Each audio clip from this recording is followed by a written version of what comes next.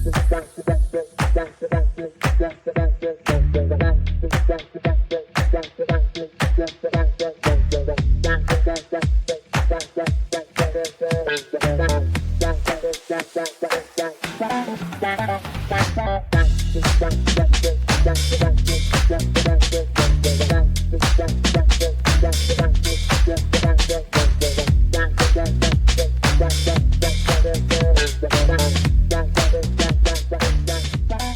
afternoon, everyone. Thank you guys for joining us for another episode of Bonfire Church, brought to you by Midnight Ministries. I am Pastor Pete. I'm Pastor Will. And this week, we are going. I'm going to be honest with you. I'm glad last week's episode's over. I bet. Do you ever have a time where you're like, I'm just glad that conversation's over? Yeah, right. I didn't not want to talk about that because that's a difficult one to talk about. It was, yeah. But today we're kind of moving into the book of Exodus. We're getting out of the book of Genesis. We haven't covered everything. This has not been an all-inclusive cover. We've missed quite a bit. Oh yeah, for sure. But we've just kind of gone through and picked out some of those Bible stories that you hear about as kids. I think they just happened to have come from Genesis to begin with, and it's not because, like you said, we didn't go back and was like, oh well, let's do each one of these things in Genesis that happened. No, it was just like, hey, what kind of stories do you want to talk about? Right, what kind of things do you want to cover? And we let the chips fall where they may. But this week we've moved into Exodus, so we're going to talk about the reality of the plagues. Because I don't know about you, I heard this story when I was growing up. You know, we go through this in Vacation Bible School. A lot of times they do the plagues, they'll do the Exodus, and a lot of Sunday schools will go through. That's kind of one of the starting points as they go through the Exodus, and they walk through the plagues. And even when we watch them on those, because they later do them on cartoons, they love to do stories on Moses and cartoons, and the way they do them with the the different plagues, they almost make them cute. Yeah, they're comical. It's just a story. And it's that's a lot of frogs. That would be awesome. Or that's a lot of gnats. That would be annoying. I watched one where the frogs are like, cartoon, very, very cartoon, bright green. They're hopping out of they're hopping down the road. One of them hops up on the edge of a well and just sits there and does his little deep throat ribbit. And I was that's cute. Or this one, when Moses touches the water with the stick and it just turns bright red, not like blood red, just like a bright, pretty red. Right.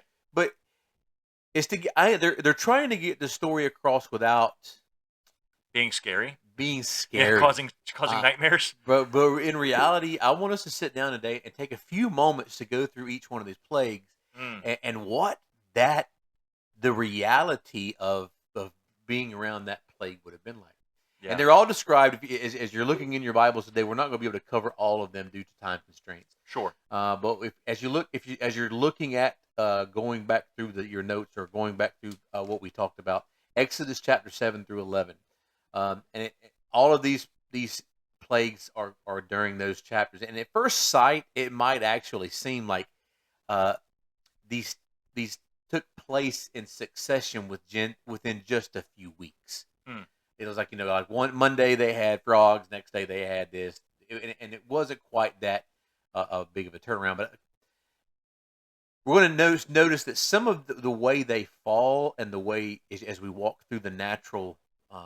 Understanding how things were in Egypt and the weathering and that kind of thing, we're going to see how it would have had to have been over several months, not over several weeks. Right. But it would be over several months that would have been involved. But taken in order, so that we honor our time today, because we do have 10 of them to cover. So I want to dive right in because some of these are going to take a while.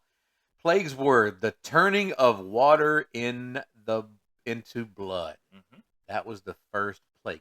Now, let's think about this for a moment. I'm not trying to be gross. I'm really not. Mm-hmm. But you and I have both hunted deer. Yes. And you and I have got the skinning and all of that stuff. The smell.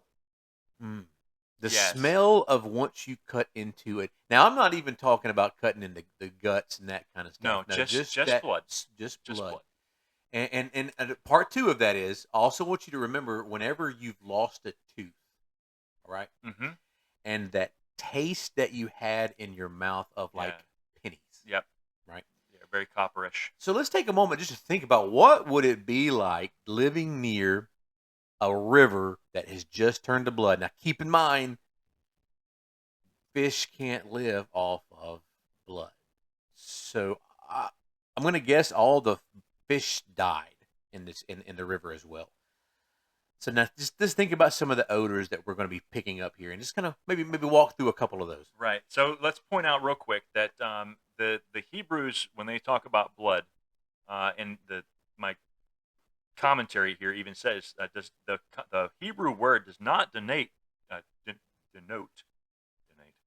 does not denote a red coloring I want that in a such clip later. as might be seen when red clay is washed downstream, but it denotes an actual substance, the blood. Then you just mentioned the rivers and the streams yeah. turn into blood, turning to actual blood. Right. It's not red water. It's not red water. just the streams and rivers. It was all water. Their ponds, their pools, their baths, their cups of Their water. basins, every drop of water their cisterns. turned to blood. Right. So yes, the smell. I mean, we could just start with the smell. We won't even talk about the fish. We'll just talk about the smell of every drop of. It's hard to imagine almost because it's everywhere. even as I'm thinking right now, it still feels like we're talking about like water, right? Like red water. Nope. It's not. It's not got the same. consistency of blood. It sticks to you. It dries on your skin. Right. It stains everything. Yeah. It's very, very disturbing. Right. Think about people who have an issue with blood. Just sight of blood makes them pass out or throw up. It's just. I'll be honest. I don't like if you're bleeding. That doesn't bother me. Yes. It's seeing my own blood. Yeah. So I don't know how I would react seeing a whole river of blood if it's not mine. That's just because that's weird. Well, you would start. I believe you would start with disbelief, right? That would be your first thing. Like that's not. It's not real. That's not real. Yeah. That's my imagination. Your first thing's going to be is like go. Oh, watch this. Yeah. Dip it in and be like, That's see, not it's just blood. red water. Yeah. Like, wait a minute. So, and again, if I've got this guy that tells me, God is going to start sending plagues to you if you do not let my people go. Yeah. And then all of water turns to blood. Not red, not clayish, blood. Yeah. And you can't have a drink because it's blood. You're like, guys, I think we should rethink this. But it says in verse 7:22. I'm going to tell you now. As Pharaoh, I've changed my mind. Y'all get out, go. Yeah, no. That's. I mean, because it's not just that there's nothing. I mean, let's move it into modern times. I've got Coke and Mountain Dew and stuff like that in the fridge. I got things I can drink. Sure, but it's that. Yeah. Follow me with you, if you will. Mm-hmm. Low tide. Blech. And that's water. Yeah. See what I mean? So that just doesn't sound like. Have you ever seen the dry like the clayish sand that when the water recedes and it starts to crack and dry up and picture that but red and brown and decaying. Yeah, I'm gonna go ahead and move on because that kind of sounds. Yeah, but 7:22. It is October. We just got out of October, so it is right around that time for the horror genre. So we could talk more about this one the whole day. Actually, we really could. It says, but the magicians of Egypt did the same by their secret arts. So the magicians of Egypt were able to turn water into wine or into whatever. Again, going back to the demonic spirits that inhabited the earth, they were able to do these things because they had dominion. Yeah. So, and that's something to point out is that all of these different plagues addressed a specific god. Well, that's just what I was about to ask you. Low-G god. Before we moved into the frogs, yeah. I know you'd already done the research on each one of the plagues, and I didn't know this. Interesting addition here. Is that each one of the plagues actually spoke to one of the Egyptian gods? But so we're talking about turning the water into blood. Which god are we talking to? Blood is the god Happy, Hapi, Happy, however you want to pronounce it. I really don't care. If there are any Egyptians out there that want to comment, you can absolutely. But it's the god of the Nile, the god of the Nile, and the which is the lifeblood of Egypt. You got a god that calls the lifeblood of Egypt this So, river. so just to follow me here, floods they would consider to be punishment from this Punishment from god. Droughts would Right. also be considered to be punishment from this god. Is that kind of what I'm looking at? Droughts I don't know about because that would be rain primary. Well, no, it probably would have been. It probably would have been the Like same just god. I'm just thinking any fluctuation in the Yeah, amount of because they drinking have water they have that's like available. crop gods, they had sun gods and Yeah, water gods and all Ra. kinds of different Marines gods. love the sun god. Yeah, They say Ra, Ra, Ra, hoorah. Ra.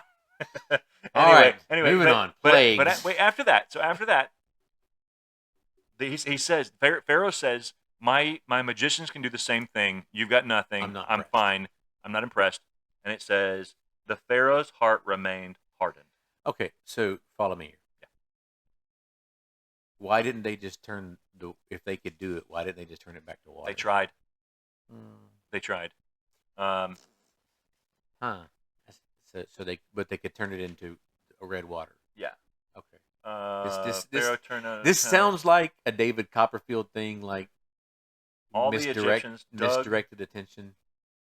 all the Egyptians dug along the Nile for water to drink, for they could not drink the water of the Nile 7 full days passed. 7 full days passed after the Lord had struck the Nile. So there's 7 days alone before the next plague. Oh, 7 days. What the next plague was? Ribbit. Frogs. Ribbit. That is the god Heqt. Heqt. Now, frogs. Yeah.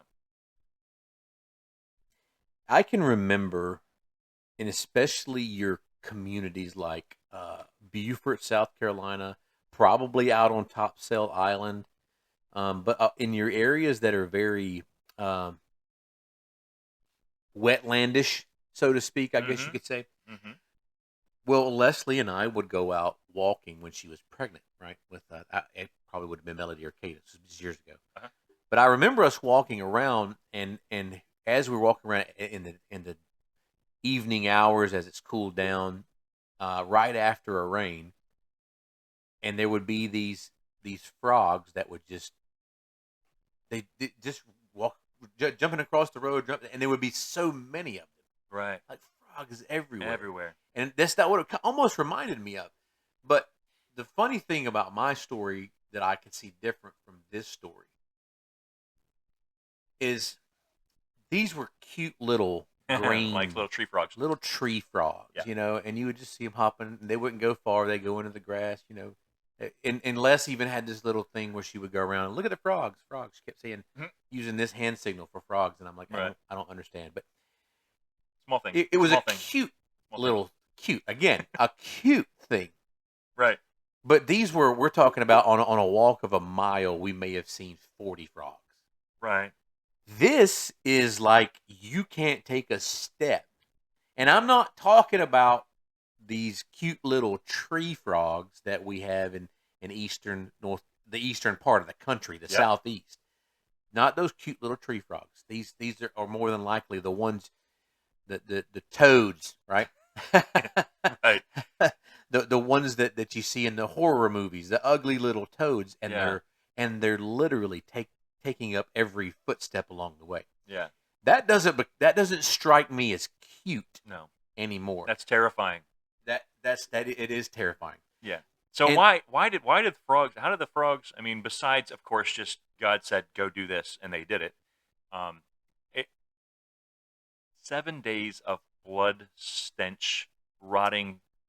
It would attract a lot of bugs, wouldn't it? We haven't even gotten started. I don't think about it, which is odd. I think it's a little humorous here. I think God has a sense of humor that he sends the flies after the frogs. It seems to me like you would think it would be the other way around. The other way around to have the frogs clean up. Well, right? no, but that's what I'm thinking is that there started to be some insexual activity, right? Yeah, and the frogs because they have to have something to eat while they're there.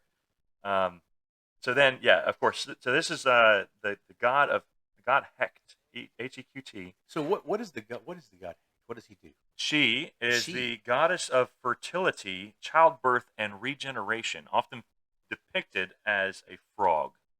Like they, how they have the the picture of a human with a wolf mane or a lion or whatever on their head.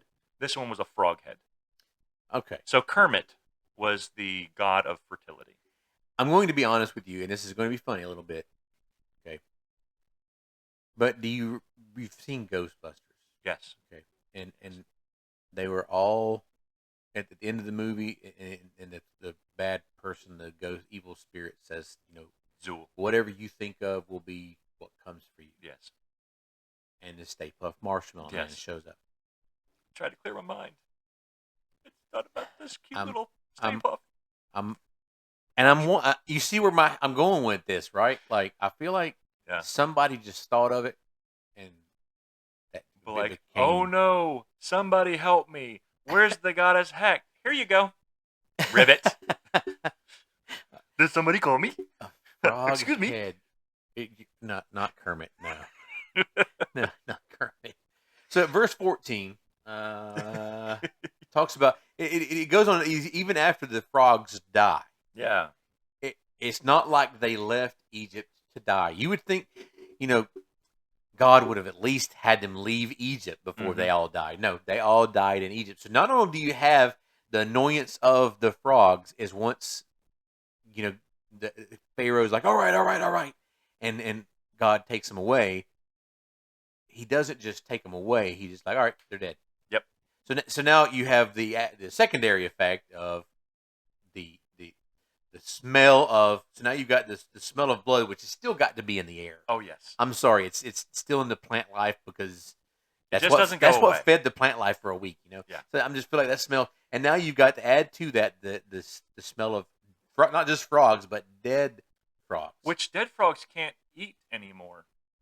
See, that's where I'm thinking. Why didn't he send the flies first and then? But the water turns to blood, drives the frogs out. Of course, there's going to be some bugs and stuff that they're going to snack on. Then the frogs die. Well, the next one was lice.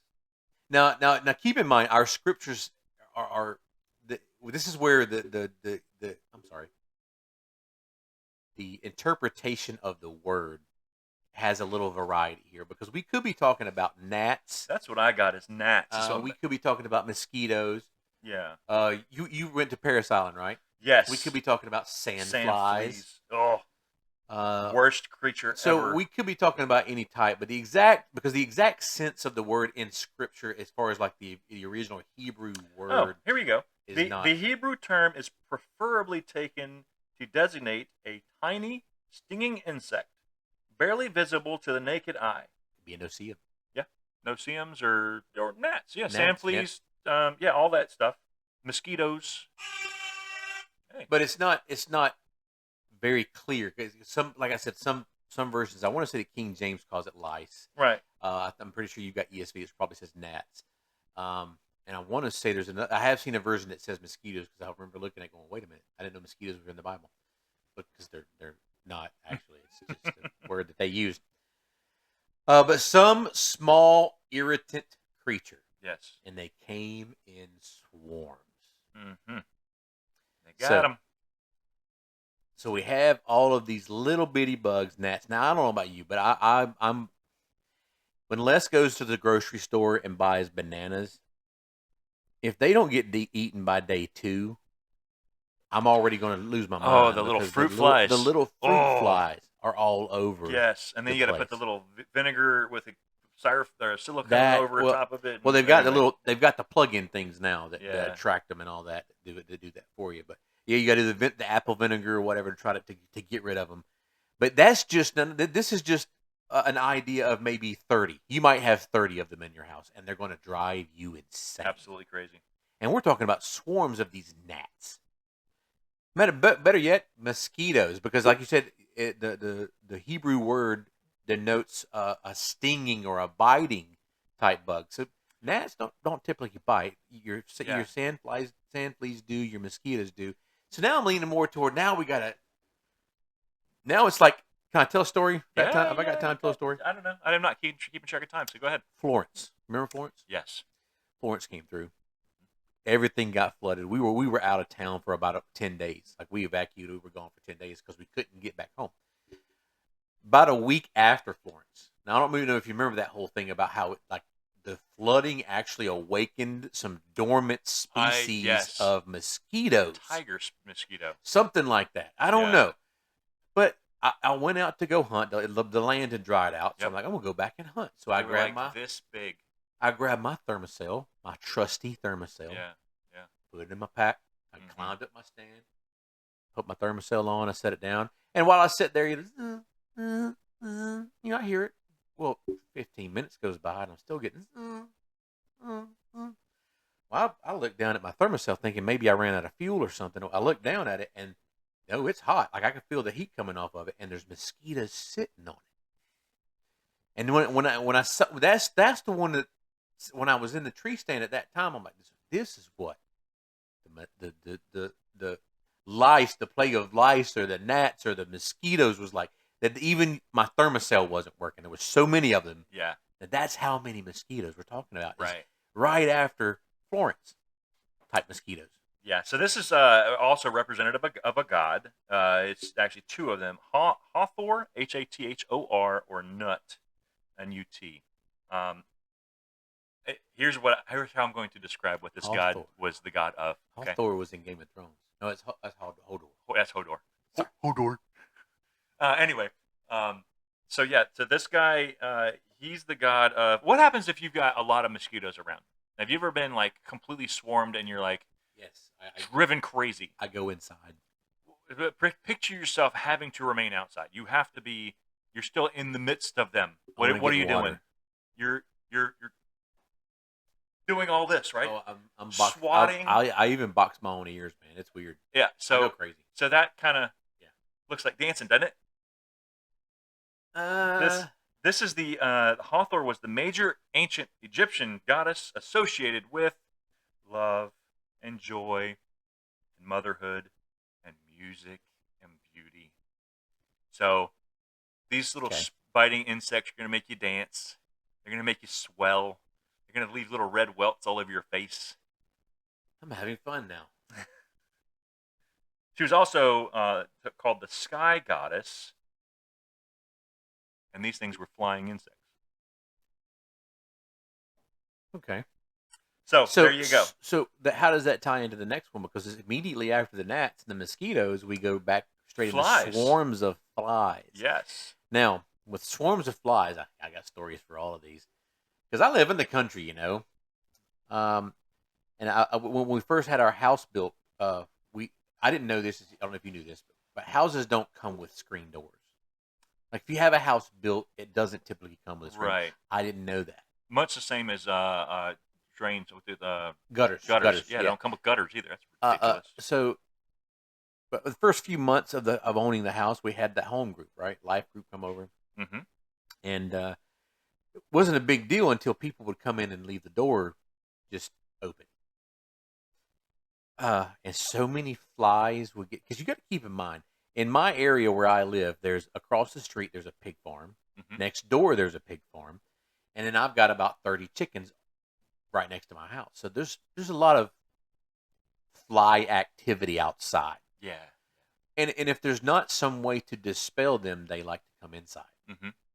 So there would be times where there would be probably 40, 50 flies. And I would walk around the house with the electric one, bug zapper in one hand, and a manual one in case they landed. Yeah.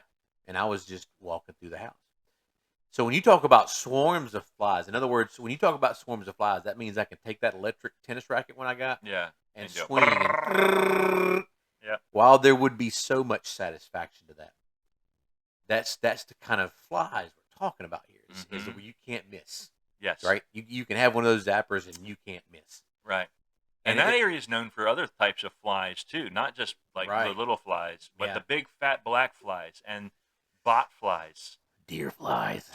Those things bite. Horse flies, big old giant ones. Well, does your commentary, are these flies? Because I know we talked about with the mosquitoes, the sand fleas, the reason that the word that's used there is it's an irritant type creature, like one that would bite or sting or something like that. Yeah, so but are we just talking about the flies that just want to land? You know, the ones that want to land on your eyeball? Yeah, they want to be in your right nose? There next to you. 824. No, It there's just says nothing flies. specific about the flies. Just the annoyance. It's just a yeah. They're just flies. It just says they're both a bunch of flies. They are swarms, which translates not just a swarm, but as dog fly. Huh. So 821, it's a blood-sucking insect. So biting flies. So we are talking deer Yeah, flies. we are talking about That's deer even flies. worse. I'm going to butcher this word. I'm stopping this. Ichneumon. I don't want to talk about this anymore. Ichneumon fly. Deposits its eggs on bot flies. Yeah. So what's the god for this one? This is so I don't know. Egyptian gods are weird. They have kids. Okay, so nuts. So they're not real. So right. That's kind of well, weird. Yeah, for Egypt, they so Nut had a daddy. Shu. Okay. Shu is the ancient Egyptian god of the air, Nut's light, daddy and was Shu. Yes, SHU is the name of the. Okay, I feel like we're missing something. What I mean by that is I feel like it's like. Are you? It's Shu. Like it's something like really cool to say, but we're saying, oh, it's Shu. That feller Shu. Yeah, it's probably not that. And then there's also Isis. So Shu and Isis go hand in hand, which is the major Egyptian goddess of magic and motherhood and fertility and healing. Not the Isis we know about. Not the Isis that goes around Allah Akbar. Okay. Yeah. Yeah. Exactly. So anyway, Shu and Isis. Read this one on talking about the flies before we get too far. Yeah. I've got some commentary here. And look at it. It says again, the meaning is not quite clear on the flies because we talked about with the lice. In different translations, we have lice, gnats, sandflies, mosquitoes. But this one also says that with the flies, it's not quite clear. Later Jewish tradition made it a swarm of wild beasts. Really? But flies is more likely the sense. I have never heard that. The beasts one. I haven't either, and I wonder if you're kind of talking about like a deer fly type. They feel like maybe. Beasts. Yeah, they do. They sure do. They bite like it. So I'm not sure whether like I said, what kind of fly that is, but it does seem like it would be a biting fly. But either way, whether one was a biting fly and one was not, or they both were, just I can see myself going insane with either one of those. Yeah, because people can see me driving down the road doing this all the time. Yeah, right. Because there's a bug or something in the car. So I feel the pain that they would have. I don't say I feel the pain they would have felt because that's a lot of bugs. A lot of bugs. All right, so the next one was then some sort of cattle plague struck in chapter 9, verse 3. And this affected domestic animals. Yeah.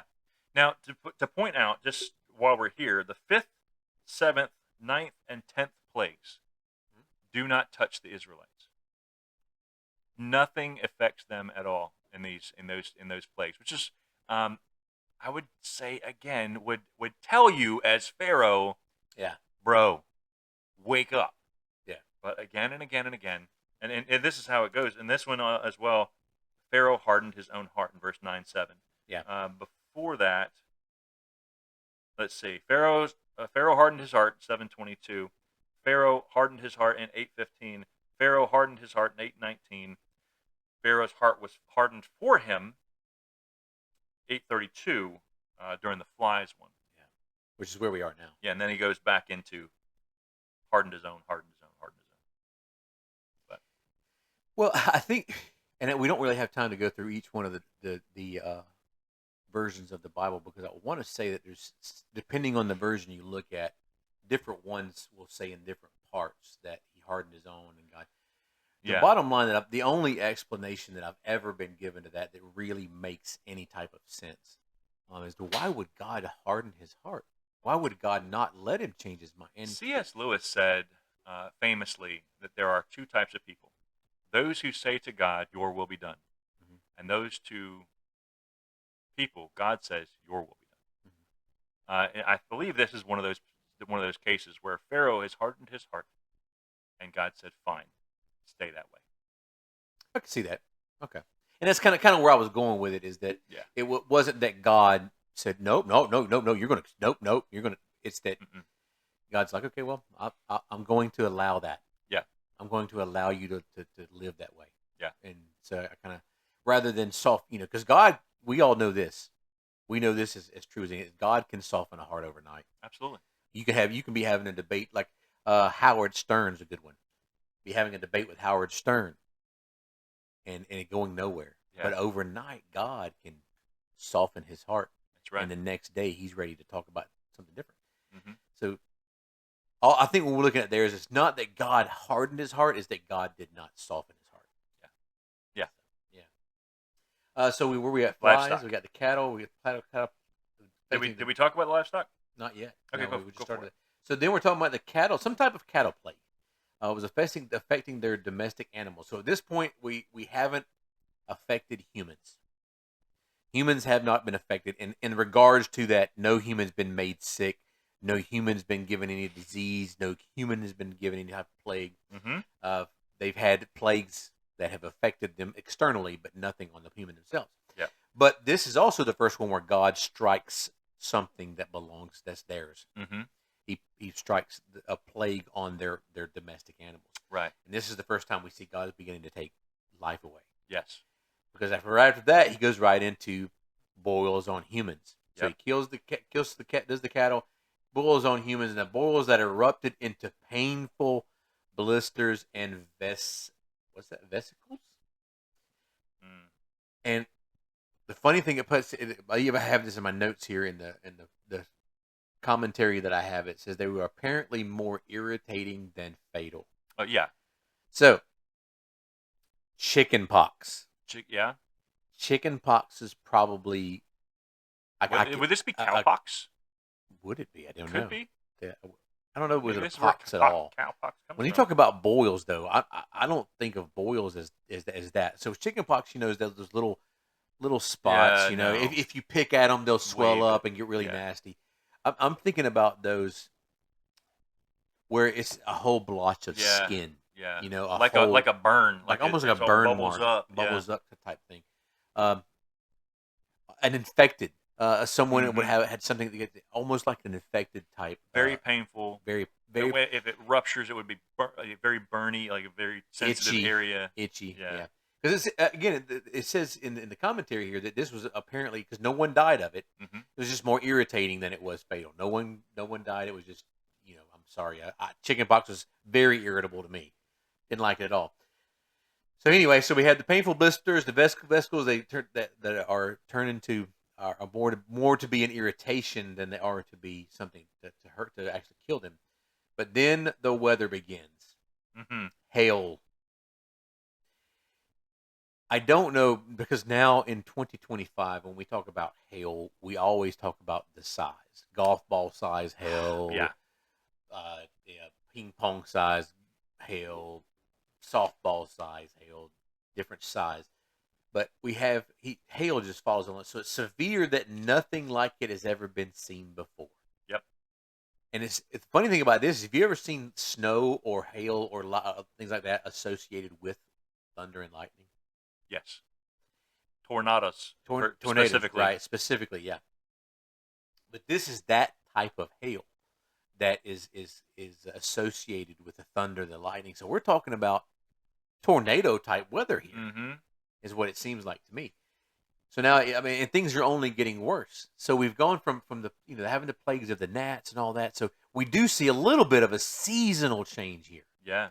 Where this is really good too. This says there was hail and fire flashing continually in the midst of the hail. Yep. Very heavy hail, such as had never been seen in all the land of Egypt, or since it became a nation. Yep. Yeah. Lightning, thunder, hail. Yeah. Probably very strong winds.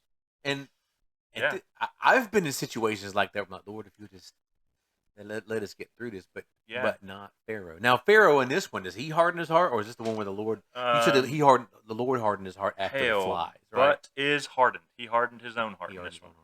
No, I'm sorry. But Pharaoh's heart is hardened in 9:35. Okay, so for the hail, his heart is hardened. Because I would think at that point, okay, now you're affecting my atmosphere. So the heart of Pharaoh was hardened, and he did not let the people of Israel go. Yeah. Because at that point, now he's affecting the atmosphere. Okay, wait a minute. Your God has control of the weather. Yeah. First, he's got control of the what was it first? First, he had control of the frogs, and then he had control of the lice, or we're gonna say mosquitoes, just so it really feels good. Yeah, flies. And then we have the flies, which are not just flies, but probably biting flies. Yeah. So we're talking about deer flies. So, and then let's see. After that, we have the cattle, and then we have the boils, and now he's affected the weather. Right. And this point, this is Geb, the Egyptian god Geb, Geb, ancient Egyptian god of the earth, son of Shu. Okay, wait a minute. That's the one for hail?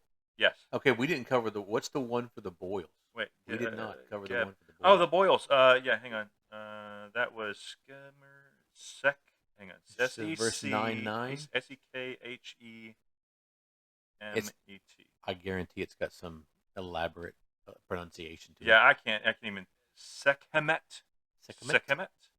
Egyptian goddess associated with war, plague, fire, and healing.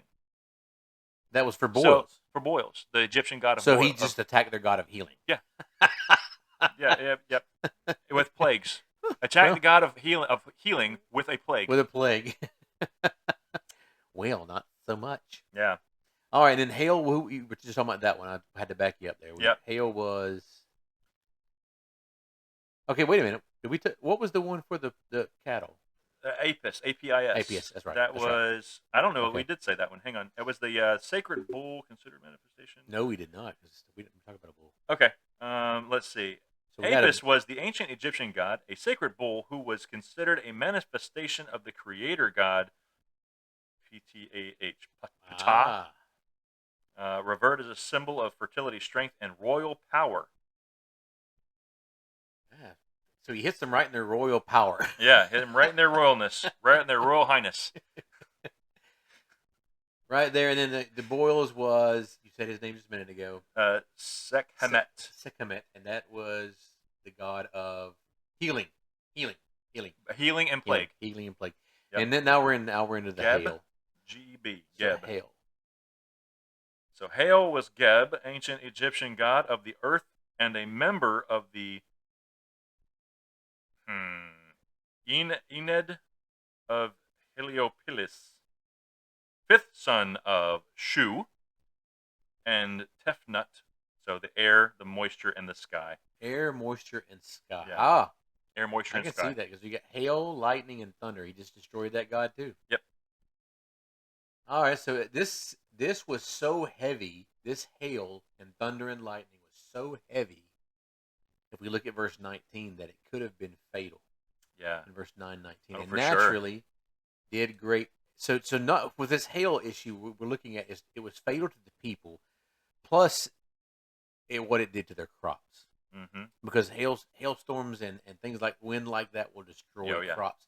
But it destroyed the early crops of Egypt. All right, so in doing that, so that's the hail. Read the one about the one the hail got again. Geb, is that what it was? Oh yeah, Geb. Hang on, let me back up. Geb. Geb is atmosphere, right? Yeah. So he's the son, supposed to be this a member of this household, son of the air god, the moisture god or goddess, whatever, and the sky, brother and husband of Nut, the sky god. So what they basically did was show that our God has control of their God's elements. Exactly. Yeah. He's very specific. Which each one of these, it's like debunked. He just debunks each one. Really. Yeah. Your God of life. This river. Yeah. Blood. Yeah. Gone. And each one of them, gives you a chance to see and feel the effect, and then he backs it off. Yeah. And almost, I wouldn't say almost every time, but a majority of the time, a large number of times, Pharaoh begs for mercy. And he says, please, your God is right. Well, it was like the first one or first two where his magicians could do something similar, so he wasn't afraid. Yeah, he wasn't impressed. So he goes on, and each one of these, it's either I'm begging for forgiveness, I bargain for my people, or bargain for my place. Yeah. And then his heart is either hardened, or he hardened his own heart. So this is the progression that's been taken. I'm going to attack each one of your gods until you finally realize there's only one God. So here's why I'm interested in that. So he knocks out their environment. All right, he takes out the god of their environment as they saw. Yeah. But the very next one is the locust. Which what the locust is going to do is finish off the crops. Is finish off the crops. Mm-hmm. So the early crops are gone, and this also, as the Bible points out, is on a scale that's never been seen before. Right. Not just a few locusts, not just a handful of swarm of locusts that you might see on the Nature Channel. It's just it says again on an unparalleled scale, unequaled scale anywhere else in the world. But after that, so the god of locusts, who is that god? Serapis. Let's see. Egyptian god, a composite deity created by the Greek dynasty along with Egyptians. Let me see. It's a combination of Osiris and Apis, the bull, along with a relation to Zeus and Hades. So what's his superpower? I mean, what's he? God of the underworld, healing, and fertility. Became popular for Greek or Romans. After that came the locust. So the locust was against the god of fertility? Underworld. Yeah, the god of the underworld. Essentially, the destruction. He's wiping out. The iconography of it is the god of abundance. Okay, yep. And they came and took away their abundance. Yeah. So and I know the next one. I know how this one. I like how this one is. I'm gonna take away your water. Well, I can survive without that. It's fine. And then he goes, the livestock. Well, we've got grain. Okay, let me get rid of your crops. Yeah. I've got storage. Okay, I'm gonna eat your storage. Taking everything that they have away. One step at a time. Yep. Yeah. And then the next one we have is 3 complete days of darkness. That's got to be Ra. That's Ra. You're right. The sun god. Absolutely. Ra. So if I'm not mistaken, Ra is more than just the sun god, though. He's like he's one of the major gods. Yeah. Well, he's the ones that, like, in a lot of the Egyptian movies that you would watch. He is known as the king of the gods. The king of the gods. So I just defeated the king of your gods, making me king of kings. Well, it's interesting because what God did in this regard was he gave them 3 days of complete darkness. Yep. I'm not talking about the lights are off. Okay. Yeah, this is not eclipse. When we did that episode on the Charlie Kirk, remember that night, and we ran out of light. And as you watched the episode, you can see our eyes at the end. Yeah. That's it, right? Because it's just it got that dark. Yeah. That's not what we're talking about here. We're talking about you can't see your hand in front of your face. That's right. It's completely dark. Completely. And I'm interested. There's a cave somewhere in North Carolina where they tell you, well, if you go down to this point, this is what total darkness looks like. And I want to say it's Linville Falls maybe is the one that's got the total darkness cave, I think. I don't remember. I've been through a couple of them too. They have one where they stop right there and like, all right, everybody turn off your phones and everything. Yep. This is complete darkness. And that's what they would. And in that, you can't see. There's no anything. There's nothing. Not the tip of your nose. Nothing. You can't see anything. And it's just so to have that type of darkness. And what that did to Egypt was bring everything to a standstill. Right, literally. Everybody stopped. Life ceased. Yep. And you're right. He takes away the light. Ra, the sun god, the king of kings, takes him away, and life in Egypt ceases. Yeah. They don't know how to function because he's taken away their light. And what was their with him being the king, like a king of kings or the god of gods or whatever, where did that put the next one then with the firstborn? So it was a total of the Egyptian gods that specifically attacked the Pharaoh himself. So it was not the lineage. The lineage, exactly, because each one of the gods had a child, supposedly, and they were all that entire line of gods were attacked in these plagues. The final one being Pharaoh, which is a descendant of the gods, the lineage of the gods, the representative of the gods. Right. Yep. Fine. Your firstborn will be wiped out. Right. because Your Pharaoh family is line, the yeah, your firstborn lineage, of the gods. Your legacy, wipe it all out. Yep.